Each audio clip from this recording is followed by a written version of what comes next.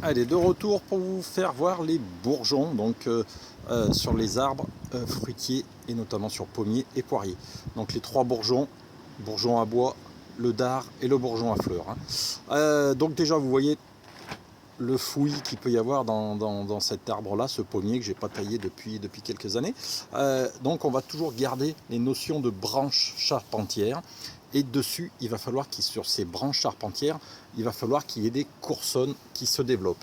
Coursonnes, ça va être des petites branches que l'on va garder, au lieu d'avoir des grandes branches qui montent sans rien. On va les ramener au plus près de la branche charpentière pour avoir ces coursonnes et pour avoir les fruits qui se développent dessus. Alors déjà, premier œil à connaître, l'œil à bois, qui lui va faire que des feuilles. Et c'est lui qu'il va falloir travailler pour qu'il se transforme en dard et ensuite en bourgeon à fleurs. Donc le bourgeon à feuilles, à bois, vous voyez, c'est des tout petits bourgeons. Alors je ne sais pas si on va arriver à le voir sur la caméra. C'est les plus plats, les plus petits, ceux qui sont bien collés au bois sur les branches. Donc ça, c'est le bourgeon à bois, le bourgeon à feuilles. C'est lui qu'on va devoir tailler pour qu'il se transforme en dard. Le dard, il va être ici, vous voyez, pointu. C'est un petit bourgeon qui est très pointu en fait, et c'est lui qui va se transformer en bourgeon à fleurs. C'est lui qui nous intéresse. Donc voilà, le deuxième bourgeon, et ensuite on va suivre donc la branche charpentière. On va retrouver des dards. Vous voyez, ils sont bien pointus. En voici un autre qui va arriver. Vous voyez, hop, on va essayer de calmer la caméra. Voilà, donc le dard, il y en a deux ici, et vous allez voir normalement le troisième. Voilà.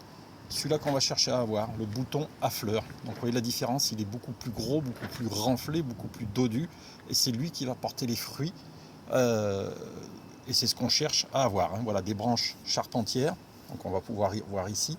Et puis donc ce petit bourgeon à fleurs porté sur une petite coursonne. Et voilà, c'est exactement ça qu'il faut avoir sur les arbres fruitiers pour avoir les fruits très près des branches charpentières. Voilà, donc on va retourner un petit peu en arrière, hop, tout doucement, et on va retrouver voilà notre branche ici, donc la branche charpentière ici, et cette grande branche qui s'est développée, qui monte et qui sert à rien du tout, quoi. Donc ce qu'on va faire pour transformer celle-ci en bouton à dard et à fleurs plus tard, on va compter trois bourgeons à feuilles à bois à partir d'ici. Donc on va compter 1, 2, 3 et je vais tailler, vous voyez, juste au-dessus de celui-là pour favoriser la mise à monter en bouton à dard l'année prochaine. Voilà. Le bouton à dard, à savoir que c'est lui qu'on cherche à avoir dans un deuxième temps, et en espérant qu'après il se transforme en bourgeon à fleurs.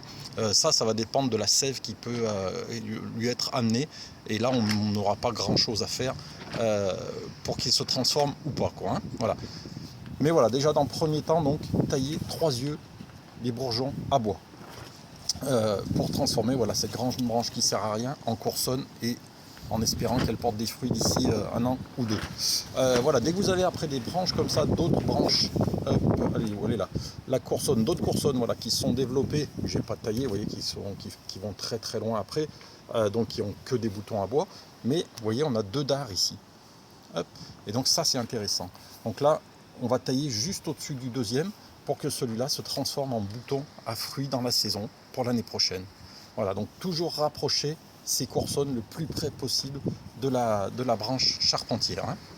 Voilà, ça c'est pour le pommier. Je vais vous faire une deuxième vidéo sur le poirier. Vous verrez, c'est beaucoup plus facile, beaucoup plus simple.